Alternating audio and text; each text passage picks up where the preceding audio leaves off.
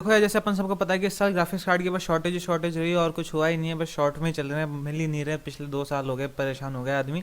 ऊपर से crypto currency बढ़ चुकी है प्राइस में, जो कि और ज़्यादा शॉर्टेज में एक तरह से कहते हैं धक्का मार रहा है।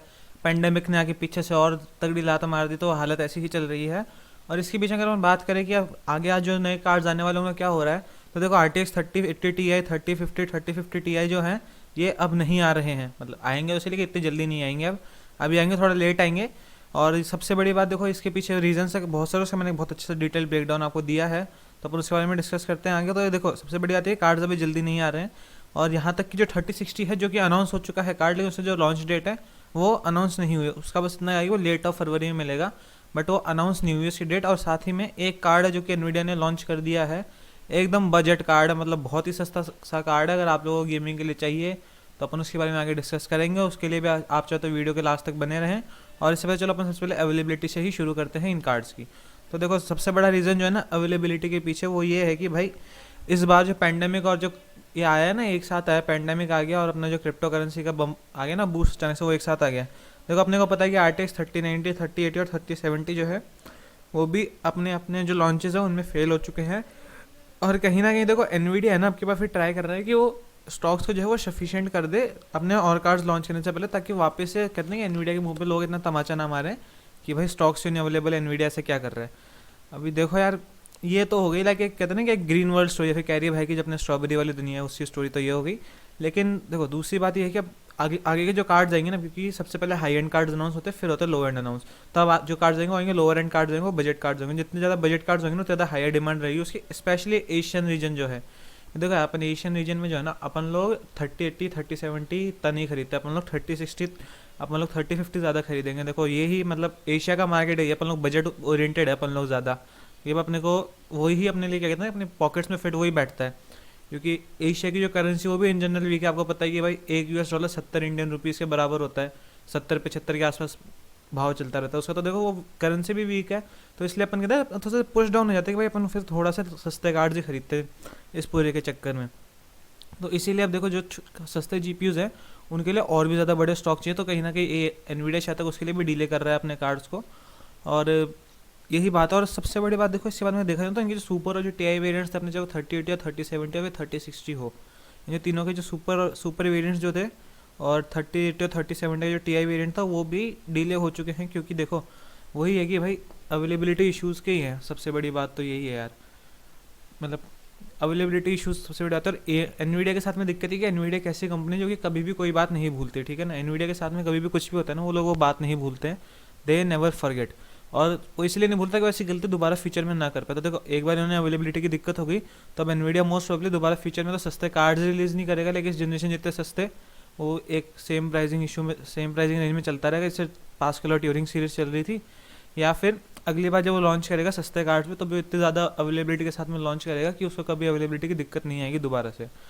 और इसी के हिसाब से, मेरे हिसाब से देखो, ये सबसे बड़ा रीज़न हो सकता है कि भाई यहाँ पर जो RTX 3050 जो और 3060 सीरीज़ जो है ये डिले हो रही हैं। और इसके बाद में दूसरा जो बड़ा रीज़न है वो है कि भाई क्रिप्टो करेंसी जो है उसमें भी राइस चल रहा है बहुत ज़्यादा, है ना। अभी शायद तक 40,000 US डॉलर्स कुछ पहुंच चुका है एक बिटकॉइन का प्राइस। तो अब देखो, इसमें ये है कि भाई क्रिप्टो करेंसी का राइस चल रहा है ना, तो एनवीडिया जो है वो माइनर्स को हमेशा सबसे पहले कार्ड देता है। कि अपने को पास्कल सीरीज की 2016 में जब राइज आया था पास्कल सीरीज के टाइम पे, तब भी अपन ने देखा था, और ये चीज़ अपन अभी भी देख रहे हैं। और देखो, वो लोग देगी भी क्यों नहीं यार।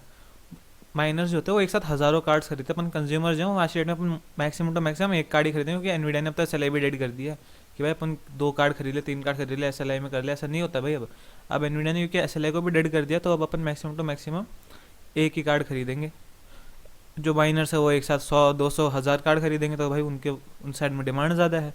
और इसीलिए फिर देखो भाई, सिलिकॉन जो है एनवीडिया की जो मैन्युफैक्चरिंग यूनिट है, सैमसंग की, एक्चुअली सैमसंग मैन्युफैक्चर कर रहा है, बट एनवीडिया डिवाइड कर रहा है ना।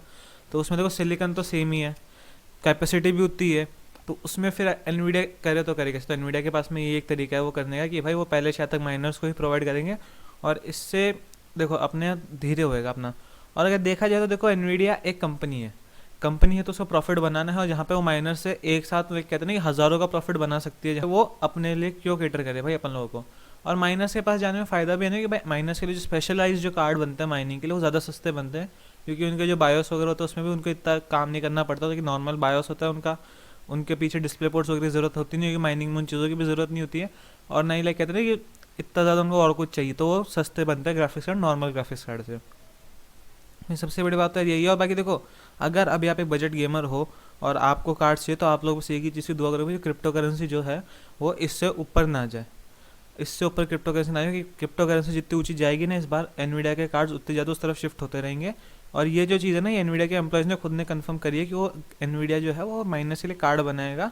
इसके लीक्स अपने को पहले पास के लिए भी देखने को मिले, लीक्स अपने को अभी भी देखने को मिल रहे हैं। तो देखो इसमें तो यही है। और अपन बात करते हैं एनवीडिया ने, जो कि आखिरकार बजट गेमर्स के लिए जो बात सुनी है, उन्होंने जो पहले ग्राफिक्स कार्ड रिलीज किया, चाहे फिर वो GT 710 हो या फिर वो GT 1030 हो, दोनों से उनका मन नहीं भरा था, तो उन्होंने आखिरकार एक और ग्राफिक्स कार्ड रिलीज कर दिया, जो कि है GT 1010। अब जो GT 1010 है, ये इतना पावरफुल ग्राफिक्स कार्ड है, इतना पावरफुल ग्राफिक्स है, पूरी 2 GB वी रैम है, वो भी DDR5, सोचो 2 GB। और उसकी बिट भी, इसकी जो बस स्पीड है ना, इसकी बस स्पीड भी इतनी ज़्यादा है, लाइक पूरी 64 बिट की बस स्पीड है। मतलब आदमी इसके अंदर ना चले, मैं 8K में गेमिंग कर लूँगा इसके अंदर, इसका मतलब क्या है इस चीज़ से? हैं भाई, तुम अपने क्यों बेच रहे हो भाई? तुम आर्टिस्ट 3090 में 8K में गेमिंग इसी में कर लूँगा। और तो एनवीडिया जो है GT 1030 पिछले 4 साल से बना के आ रहा है पास्कल सीरीज से। अब 4 साल में देखो, वैसे तो GT 1030 बहुत ही छोटा था, तो कुछ 300 कुछ कूड़ा कोरे होते थे उसमें, लेकिन 4 साल में देखो कुछ ख़राब डाइस भी निकलती हैं। तो एनवीडिया ने ख़राब डाइस को यूज़ करने के लिए उनकी जो 15% डाइस है कट डाउन वर्जन बना दिया, जो कि है 256 कोर की डाई, जो कि 256 कूड़ा कोर की डाई है, जो कि GT 1010 में है। मतलब क्या करोगे यार इस चीज़ का? मेरे को तो समझ में नहीं आ रहा, क्या मतलब, क्या हमारे माथे पे पटकोगे इस चीज़ को? या तुम भाई लॉजिकली सोचो, मतलब क्या है इस चीज़ का? ये चीज़ ये जो है ये किसी भी काम के लिए अच्छा नहीं है, एक्सेप्ट एक यूज़ के सिनेरियो, मैं आपको आगे बताऊंगा।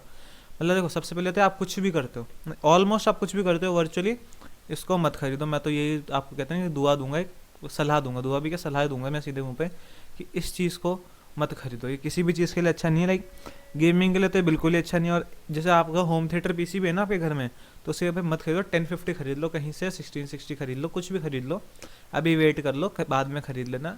AMD के RX सीरीज़ खरीदो, लेकिन ये मत खरीदो, वेस्टेज ऑफ मनी है, पैसे डूब जाएंगे। 3000 रुपये आपके फालतू में, 3000 रुपये यहाँ से बचाएगा, रैम में लगा दो, 8GB में लगा दो, केस अच्छा ले लो, कुछ भी कर लो, लेकिन मत खरीदो। आपका जो AMD जो APU है ना, उसी में चला लो आपका HTP से, लेकिन इसमें पैसे वेस्ट मत करो फालतू के। देखो मैं तो यही कहूँगा, जो इसका जो मेरे हिसाब से एक अकेला यूज़ के सिनेरियो है, वो ये है कि भाई जब अपने बनाता ना, कई लोग घर पे कैसे अपने सर्वर्स वगैरह बना रहे हैं, फिर NAS ड्राइव बना रहे हो ना अपने घर के लिए, नेटवर्क अटैच स्टोरेज, वो देखो वो एक अलग टॉपिक है, मैं कभी कवर कर दूंगा उसको, अगर आप लोग कहोगे कमेंट में।